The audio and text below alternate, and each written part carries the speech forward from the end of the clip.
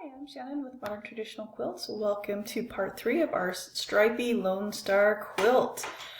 We're at the final stretch. Today we're going to be putting in our settings. We've already prepared all of our panels for our Lone Star, and all we're going to do is put in our background, and then I will leave you on your own to do the borders.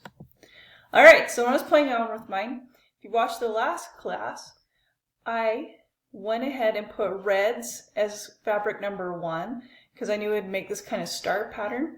After playing around with it, squinting at it, my reds weren't quite as dominant of color as I thought they would be. It looked like my yellows, since they were low volume prints, kind of stood out a little bit more. So I was thinking Grays of the Sun, and I thought the red on the outside might make it look more like a end statement next to the background fabric that I had. There'd be a higher contrast there.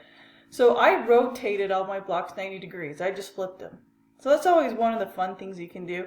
Originally it was going to look like the quilt on the left, and now I like it better as the quilt on the right. So I'm going to make mine with yellow rays coming out of the middle instead of pink rays. It can work either way. Okay, so for this part we're going to do something called a no Y seam assembly. This is to make our pattern a lot easier. In traditional Lone Star quilts, you sew the star together all by itself, and then you set in these pieces I have marked A and B in our pattern. That's actually really hard to do. Okay, it creates something called a Y seam, and you have this whole big thing's already sewn, and then you've got to sew it on the diagonal, and you've got to flip it and fold it because this is hard. So instead of making these squares, what I've done is cut it in half to make a biased triangle. And this triangle A, we've cut it in half at the 90-degree mark so that we can actually sew these outside pieces on first, then sew through the whole top. And that's what the no Y seam assembly panel is. Alright, so we're back at the sewing machine. I have my strip piece already. I'm going to take my small block A, and I'm going to put my triangle on top of it for my background fabric. When I sew this is important, you actually want to have your patchwork on top. Okay, this is actually a really important trick, and the reason why, if you take just a leftover scratch like this is called a bias. It was cut on the diagonal. If you take it and push it like a feed dog is pushing on it, it bends. And as it bends, it makes ripples in your quilt top. And I heard, oh, I don't like Lone Stars because my quilt top is bubbly. Well, it's probably because you are stretching. You see how I can pull this and make it stretch against the bias, okay? Most piecing in rectangular quilts, if I pull it this way, it doesn't stretch or move, and that's why people are afraid of Lone Stars. So the workaround is to put your background fabric on the bottom next to the feed dogs and your piece stuff on top.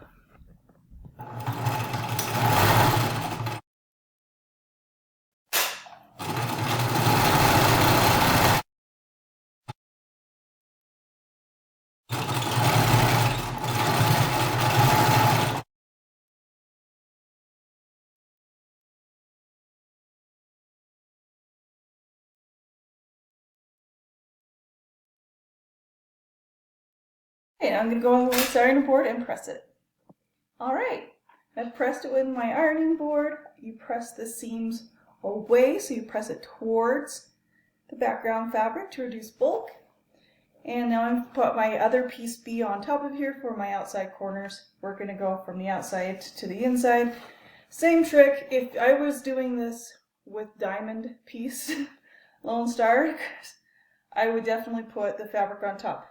This edge just happens to be straight grain against straight grain, so you don't have to, but just if you're learning the proper technique, that's the best thing to do at this point.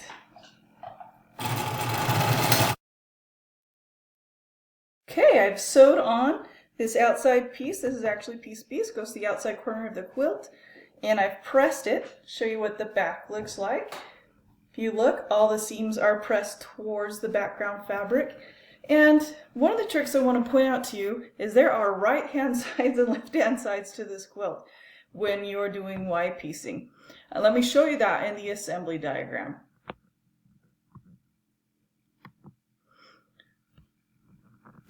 So if you look at this assembly diagram, and I'm pointing to it with my cursor, this is the equivalent of what I'm holding up and what I've just sewn. Now we need to make the mirror image of it, piece A and piece B, and we'll continue until we have all the sides done. Then we're going to sew the mirror images to one each other through piece B so that we have an entire square unit. And that will make it so we don't have to do any white piecing. Okay, so we have our left side sewn and our right side sewn. This might be the only place where you want to do a pin. And it's because we want to pin match this corner to this corner so that we can get a nice sharp point. Okay, and so when we get these two triangles together, the left side triangle, the right side triangle, we'll go make our 4 quadrants of the quilt. We'll take those 2 quadrants and then sew them in half to get 2 halves of the quilt. And then I'll show you the last final trick for the center to get your center to lie flat. So if you look, they are mirror images. They lay on top of each one another quite nicely. And again, the only place you really want to pin is right here between these 2 seams to make sure that your patchwork lines. And then one other quick trick. Some people who, when they do the Lone Star, when you have this, these are your center points that you're going to want to spin to make the star. Some people actually also put a pin there about a 1/4 inch in and start their sewing. Sorry, that was too low and off the screen. A 1/4 inch away. That way you don't have too much thread and too much fabric at that point, so that you can spin it to make it lay flat. All right, so I'm in the middle of sewing these. I came up with another tip to find in here. So I've got my half sides done. And remember, I told you to leave yourself a 1/4 inch and don't sew all the way to the end. That way your dog ears can stand up.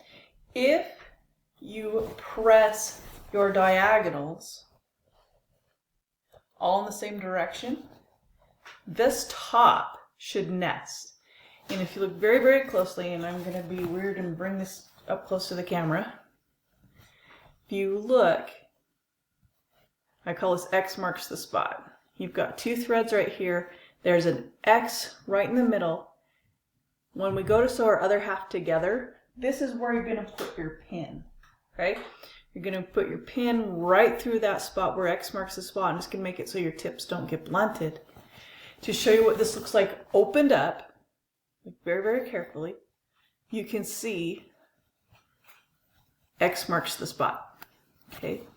You've got a line going here, a line going here, and if you put your pin right through the center, not only will you have all your stars and all your points match perfectly, but you'll be able to spin the seam and get it to lay almost flat as you can get any seam to let rest. Okay, we're here at the ironing board. I want to show you how to get all of those seams right there in the middle, all of that to lay flat. This works well on Lemoyne star blocks and other types of things. A friend of mine showed me this like 20 years ago when she was teaching me how to piece. And what you want to do, you've got it in the middle, stick your finger, press it down, and then rotate your quilt top around your finger. Spin and win, right? After you do that, you look really, really closely. You've created a star in the middle. See how they've all spiraled out? Now you can take that, press it flat with your iron, and now your entire top is set. Your star points are still perfect in the middle. You haven't lost anything, and it's gonna lay flat. I'll give you an up-close picture of what that looks like. Maybe. There it is. See the star? Nothing's blunted in the middle. It's going to lay as flat as possible. Then the last thing I did is I had some leftover strips from my jelly roll. I went ahead and sewed those edge to edge. Lucky for me, they had some duplicate colors. I'm going to use these for my inner borders. That leaves me about 5 leftover strips, which I think is great fabric economy. And then sew on my outer borders. So I think we're at a good spot. All right, hopefully you enjoyed this project. Here's the big reveal of the stop without the outside borders added. And hopefully you can enjoy yours. Thanks for quilting with me today.